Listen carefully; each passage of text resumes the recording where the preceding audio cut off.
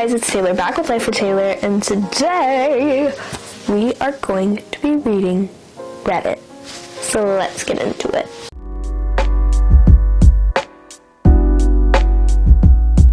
These are Am I the Asshole ones. Okay, we haven't done them in a while. Am I the asshole for telling a guy to shut up during a job interview? It depends. Like, was he being mouthy? If not, yes. If he was being mouthy, no, you're not the asshole. I was interviewing this guy for a very good software engineering position. He passed the first round, and both I and everyone involved in the second round really liked his resume and experience. On paper, he had everything we were looking for, and honestly, this looked like a life-changing opportunity for him. And he shows up, very serious and not smiling at all. I'm used to that in tech interviews, and I understand it can be an intimidating environment. We did a round of introductions, and then he opened the interview by saying, "Let me tell you a little bit about myself." We said, "Okay, go for it." He started talking about his personal and professional background. After about 3 minutes, I jumped in to ask a follow-up question based on something he mentioned. He replied, I will answer, just give me a moment," and continued talking. A coworker jumped in with another question, and he said the same thing to her. At this point, we were kind of looking at each other, but decided to let him continue and give him the benefit of the doubt. But after more than 5 minutes, I jumped in again and with another question. I had to talk over him to do it. He finally paused and answered, but in such a long-winded way that he ended up veering into another topic. So far, this could be an ADHD thing. My dad has ADHD. My dad has diagnosed ADHD, and my cousin. Forgot to mention that. And I notice, living with people with ADHD, that this can happen when you're talking on and on and on and on, and you're asked a question, but you need to stay focused on something, or else you'll lose the thought. So could be an ADHD thing. My coworker asked another question, and the same thing happened. At this point, I was ready to end the interview. I tried to politely wrap it up several times, but he was unable to read the room and just kept talking. I finally raised my voice slightly and said something like, "Thank you very much for sharing your background. In the interest of time, I'd like to ask if you have any questions for us. This is standard protocol and helps us prepare answers for our future interviews." He asked a question about the team. As I was answering, he raised his finger and interrupted to talk more about his background. I let it go. Then he asked another question, which my coworker started to answer, but again, he spoke over her to talk about himself. I tried one more time to interrupt politely, but he kept talking. At that point, I was done. I was like, "John, you really need to shut up and listen." He was surprised, as was my coworker, but he finally stopped talking. I continued. "You walk into this room with a 99% chance of getting a job. Now that chance is 0. The only reason is because in less than 50 minutes, you've demonstrated that you don't have the capacity to listen at all.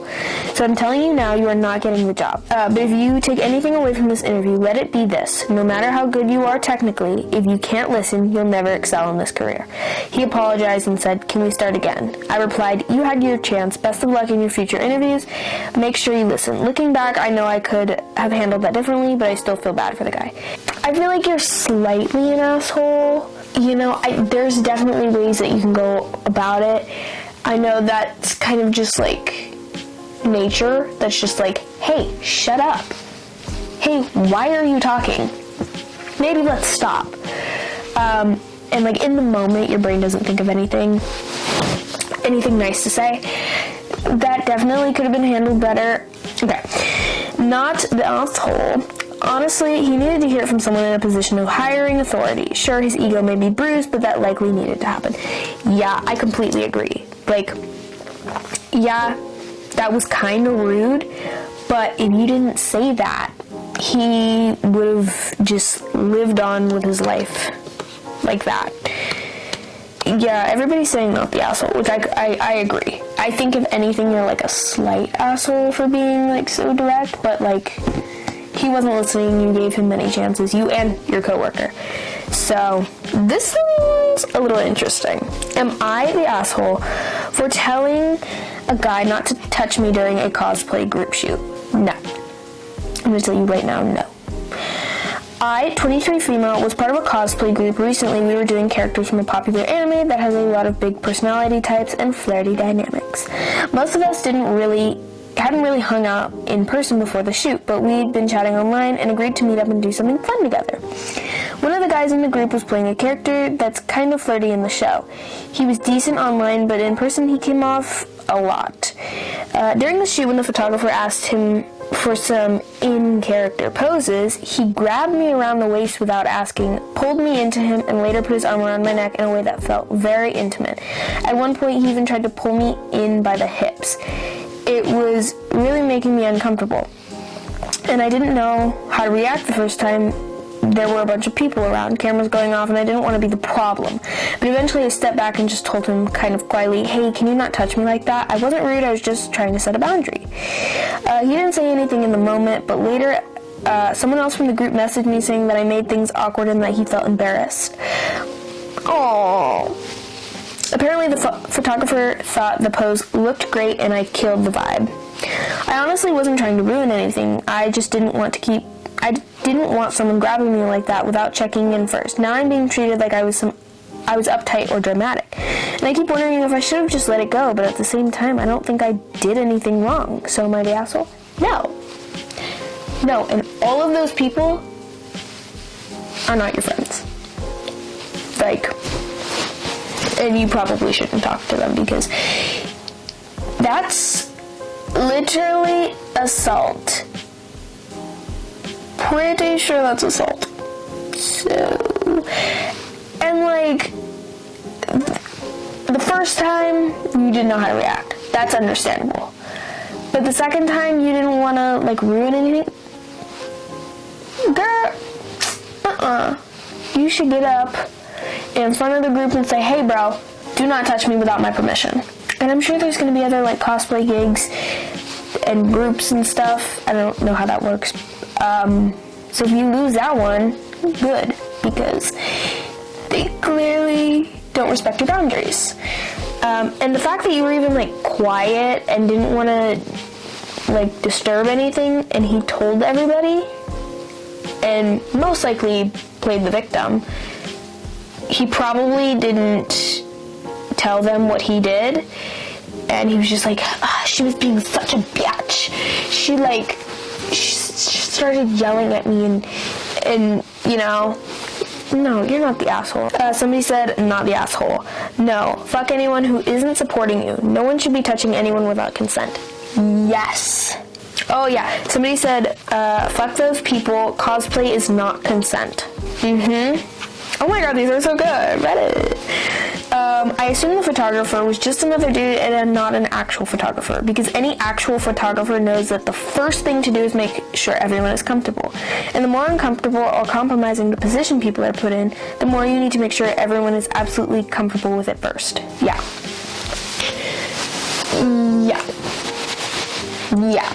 It probably was some random guy. Because, like the comment said, photographers make sure that, you know, you're good, you feel comfortable and safe before you even start taking pictures. Not the asshole. Send a message to the group that says, unwanted touching is not okay, and equally bad is chastising someone for asking to not be touched.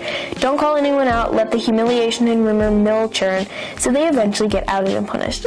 Yes. Yes, get your revenge. Get your revenge, yes. Okay, this one has some tea. It's from 9 hours ago, which is crazy. So this one is, would I be the asshole if I, 25 female, put a grievance in against a colleague, 31 female, that spread a rumor across 3 offices 50 miles away that I'm pregnant? No. Hey, looking for some advice regarding a situation that has happened at work. Approximately 3 months ago, I took on a new position as a 6-month secondment. I didn't know that was a word. Okay. Within a new department and team, I've had some frustrations with one of my colleagues due to me being deemed as a threat. However, I have done everything I can to mediate the clash. I feel dumb reading this. What are these words?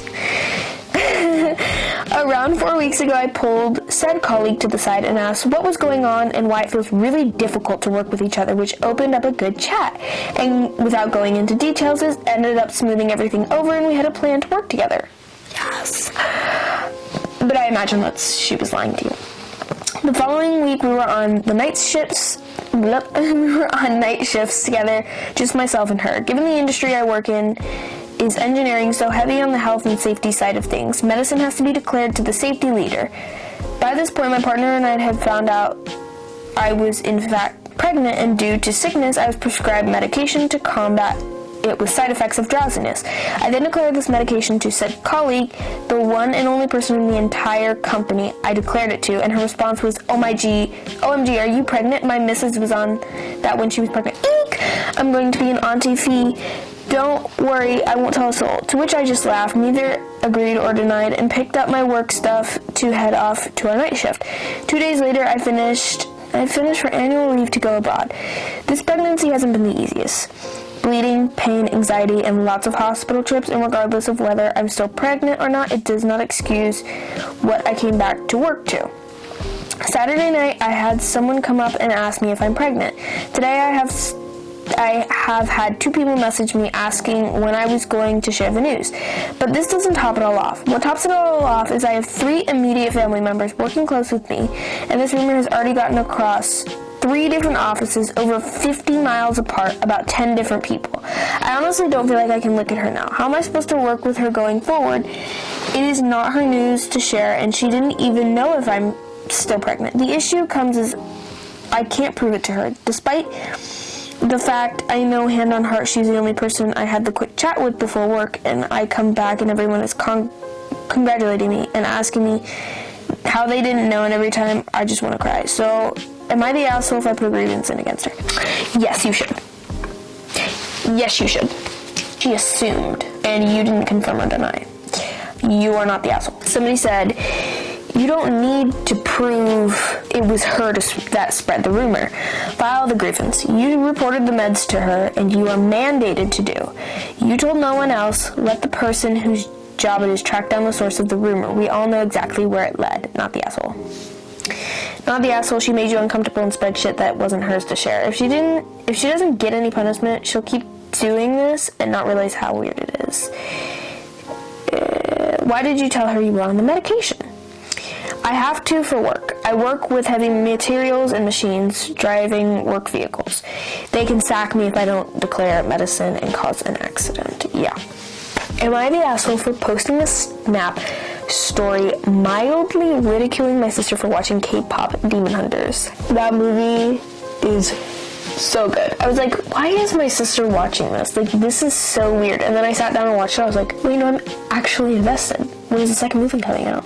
I, Mel, went to watch TV in the living room. My sister was already there, so I asked if she wanted to watch a movie together. She said fine. We started scrolling through Netflix. We came across Demon Hunters, and since she suggested watching it a few days ago, I wanted to watch it with her to see what the hype was about. So we started watching, and it was pretty cringe, I'm not gonna lie. Okay, but you have to watch it multiple times to really get into it.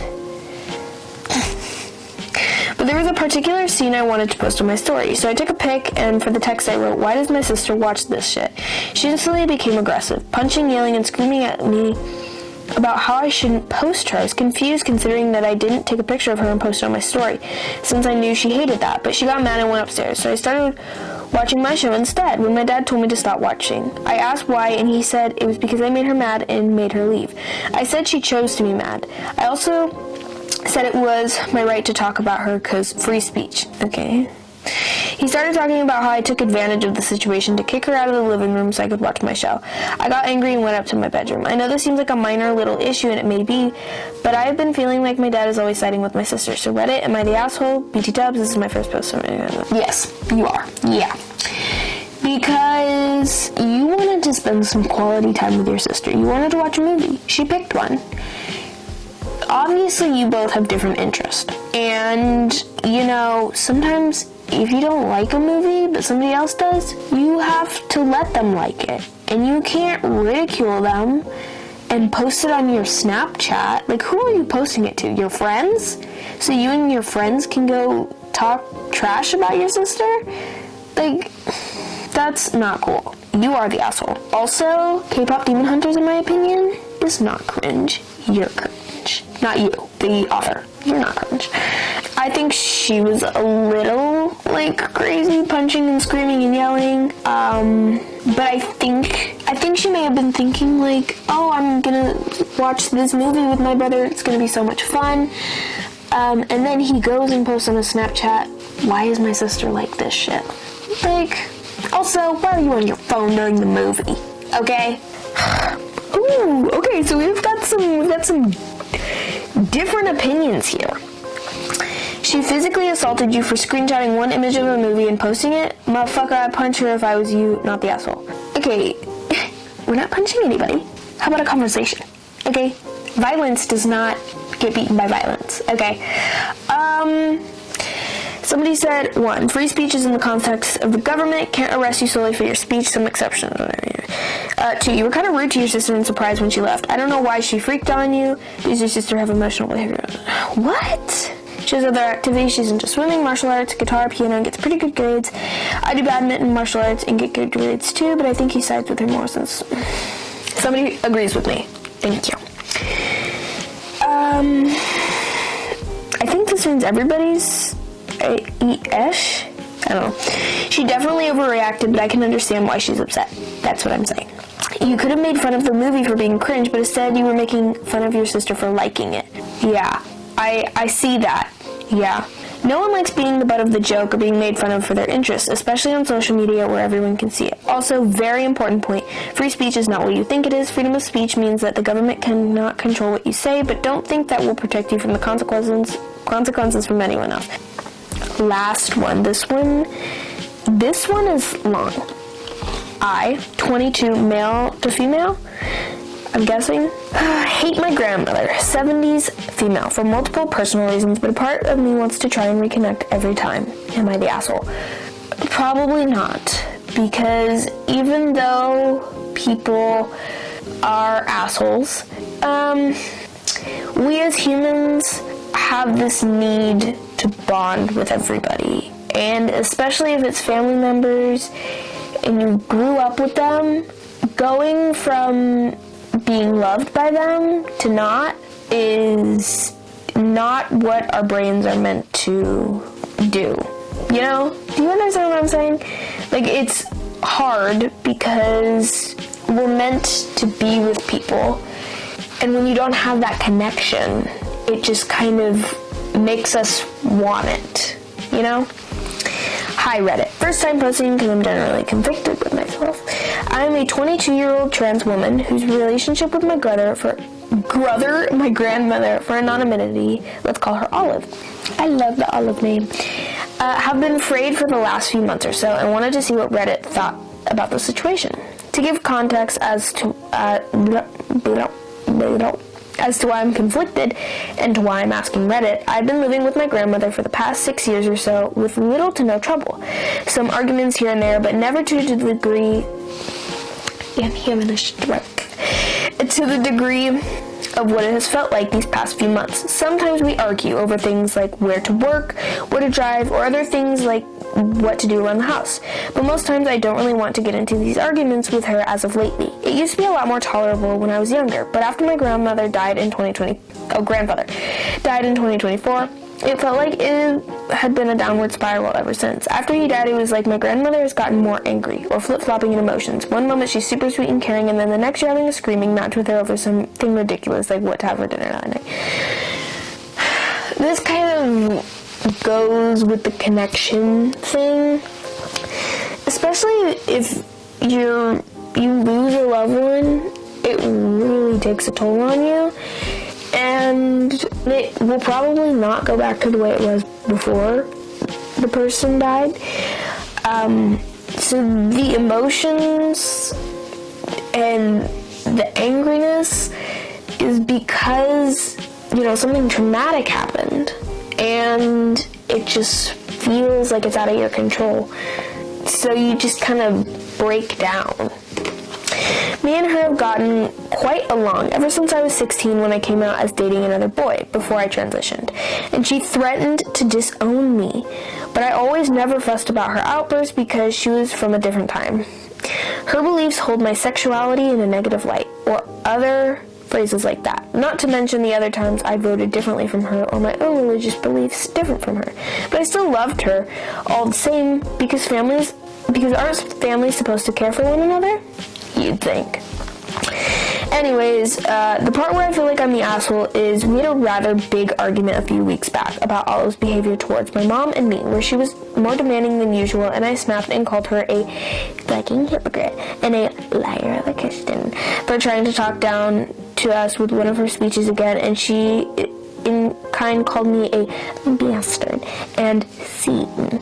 I feel like I overstepped the line for snapping at her and want to apologize, but at the same time, it feels like she's always treated me like this in some capacity, so I don't really know what to do.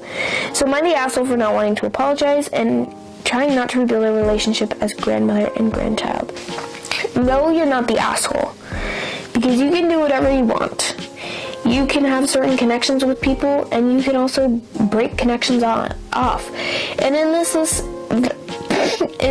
instance, it's your decision to make whether you want to continue having a connection with her, or if you want to let her go.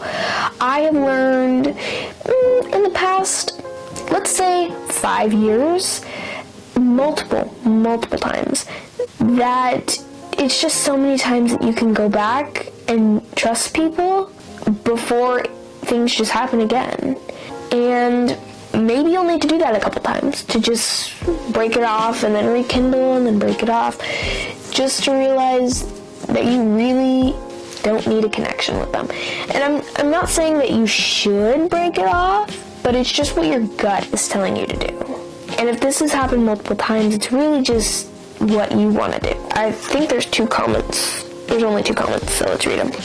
You aren't obligated to keep people in your life who don't like you and don't treat you with kindness, even if they are relatives. Yes. Yeah.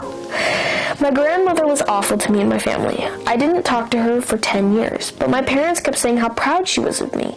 One Christmas, I decided to say hello, and she called my dad, and she said, "Why would I want to talk to a worthless nobody?" I learned then that my first instinct of cutting her out was the correct one. Surrounding yourself with people who build you up and love who you are. Surround yourself. It'll be a much happier life, and something I wish I learned in my 20s rather than late 30s. As we grow and change, these loved ones might too, and that's normal. I wish you all the best. Somebody else commented, you are in the 5 stages of grief. You're at the bargaining stage. You're trying to reconcile what you want her to be with who she is. It won't work. At best, you might convince her not to say awful things around you and smile a little faker. But you'll also embolden her to tell others, I can't be transphobic. My grandson is trans and thinks he's a girl. While she says that and other transphobic things. I completely agree with the first comment. Your life is so short, and everybody's heard that, but it's true. Life is short, and you don't want to surround yourself with people who don't care. And you will find that surrounding yourself with people who actually do care and who want to spend time with you and treat you with respect and empathy and kindness makes life much, much better. Thank you for coming to my TED Talk. Oh no, a gem fell off. Yeah, we got on some deep topics today, but comment down below your opinions on these so that I can see things from different points of views. I think it's good to see different perspectives to make up your own opinion. That's why I like reading the comments, so that I can kind of form an opinion. While you're down there commenting, click all the buttons, you know what to do. And I hope you guys have a good day, night, evening, morning, wherever you are in the world doing this, and peace.